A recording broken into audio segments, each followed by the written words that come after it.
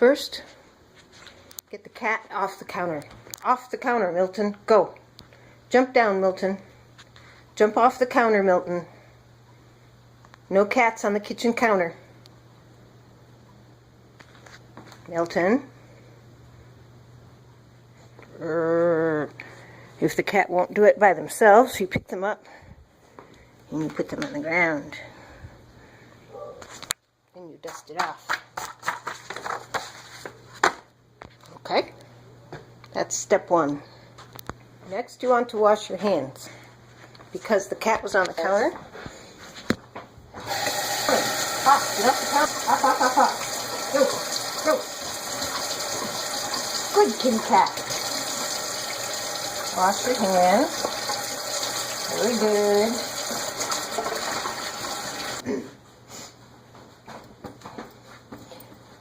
This is Beth, here to tell you how to make walnut parmesan, which actually has no parmesan in it. Milton. The first and the main ingredient, walnuts. Okay.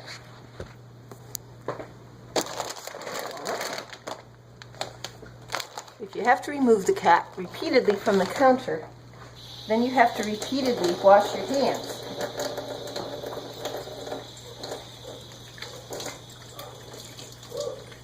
This is the best of both worlds because having a certain amount of animal dander and allergy-provoking junk is supposed to be good for your immune system.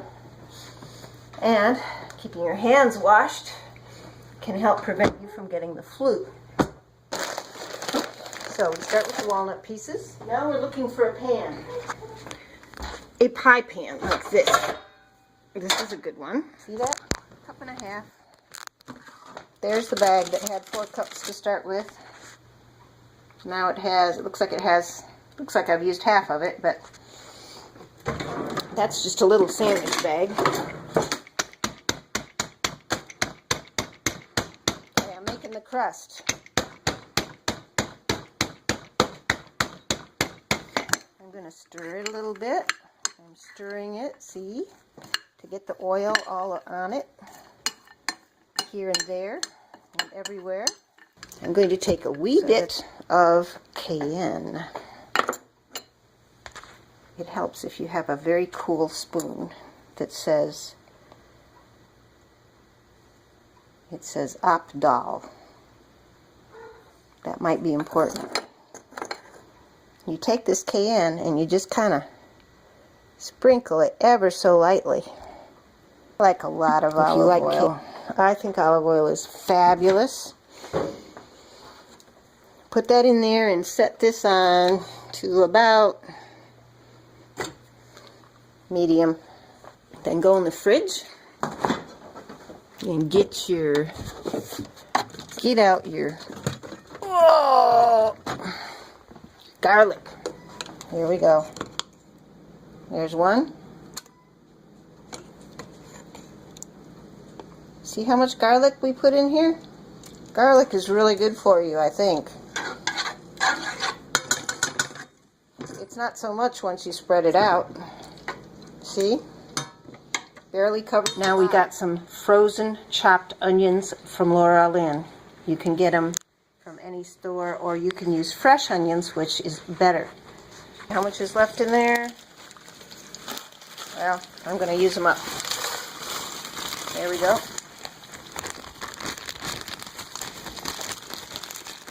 Onions. Voila. Okay, now, next ingredient, frozen spinach. I'm going to speed things up a little by putting the frozen chopped spinach into the wave. Rawr. Now the spinach is pretty well nuked. It's still a little frozen, but I'm going to dump it in. Here we go, dumping it in. Rawr. Like I said, probably shouldn't microwave stuff either. And an alternative to using frozen spinach would be fresh spinach, or kale, or who knows what else might be good in this. See what I mean? I got those a little bit brown, but Ken says he thinks that adds to the flavor a bit, especially if I've added a few almonds in this, which I haven't this time. Alright, I've stirred them up a little more. They're all nice and crunchy now, I think. Crunchy enough.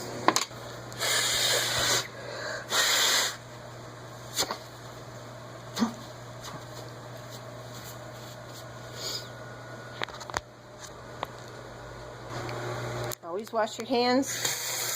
After you blow your nose, wash your hands. It's important to wash your hands because when we make this recipe, we get mozzarella cheese. And we reach in and grab large amounts of this cheese. It's hard to film and do this at the same time. And we put the cheese on there nice and thick. In other words, we don't want to see through it, basically.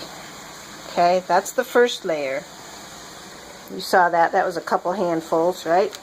Whew! You touched the counter. I'm putting it back in under the broiler. Just for a second on the top shelf. Now I gotta really pay attention. Looks like this is ready. Little pieces of fake sausage. And guess what? These are full of gluten, which we're deciding in our family we're not going to eat anymore. So we're going to use these up, and then we're going to eat stuff that doesn't have gluten. I take my kitchen scissors and I cut it in little bite-sized pieces. Okie doke. Now it's been about 3 seconds. And I think I'd better check on my crust. Hold on. I'm going to check on my... Here I go. I'm checking on my crust. Is it... No, not quite ready. Here goes the sausage. Voila. This is done.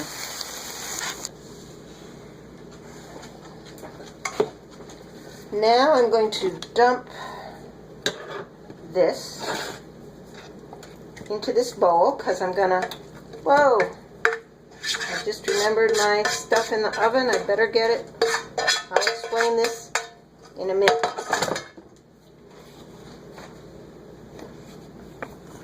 This is just right. Oh.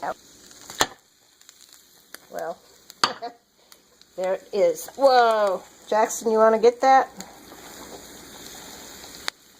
See how nicely that just fits right on top of the cheese and walnut crust? By the way, there's no Parmesan in this recipe. It's actually walnuts and mozzarella cheese that make it really good. We're going to open this. Oops. Diced tomatoes. And we're going to open this. And we're going to use about half of each of these. These are each 14-ounce cans. One is pizza sauce and one is diced tomatoes. Here goes. I'm going to use that same skillet. I'm going to put about half of this. What the heck? That's more than half. That's almost all of it. Back over that burner. And then about half of this. I'm just going to make this hot. Now I've put the red stuff on top. I just slooped it all on there.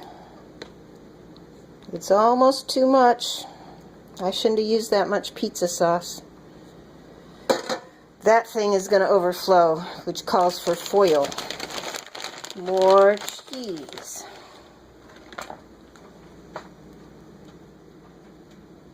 From one of these big 8-cup bags of cheese. And there she is. Sprinkle a little more Italian seasoning. Just left the oven open and watched it cook. You know I could. And see how important it is to have that foil under there? There we go. Cook, baby, cook. If you don't have any white plates, go to the Goodwill and get you some white plates. White plates show off the food better than other colors or plates that have patterns. No, Jackson, no. It's broiling. I'm preparing the plate to make it really pretty. I'm putting parsley flakes on the plate. See? Isn't that pretty? Make sure you don't use catnip instead of parsley or Italian seasoning. I'm not sure how that would taste. You can tell the difference. This is parsley. Remember that lime that I bought? Where'd it go? Where's that lime?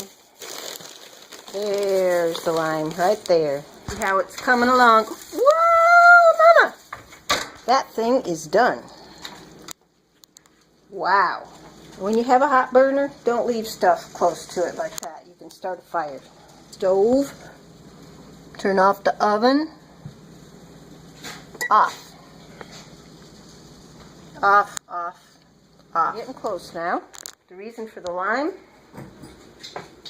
You know why we put a lime on there? Because the first time I made this, we didn't have anything else to put with it. So I put a lime with it, and it turned out, tastes pretty good. This is the other thing that we happen to have on hand, so I'm going to sprinkle some of those on top after I serve it. You can recycle your spinach box. I would also say that these make excellent jars to use in your refrigerator for leftovers if you prefer not to use plastic containers. See, I have these leftover diced tomatoes. I'm just going to throw them in with the leftover pizza sauce and stick it in the fridge. And then I'll rinse this thing out and recycle it. Right here is the finished product. And you can take this lime, you can make it walk around, you can try to balance it on the other limes. You can squirt it right on top. If you do that, then maybe these pine nuts will stick better. It'll look less sloppy. I'd say I overdid it on the parsley flakes. Anyway, it tastes really good. That is my walnut parmesan, which has no parmesan on it, unless this is Ken's favorite. This is Ken's favorite Parmesan cheese, which you can buy in the non-refrigerated section of the store. I can't get it open, no matter what. Ah! There we go. Now, whoop. There you have it. Walnut Parmesan. This is a video selfie.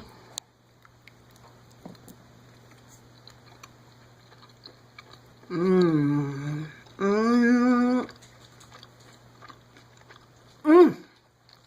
That is good.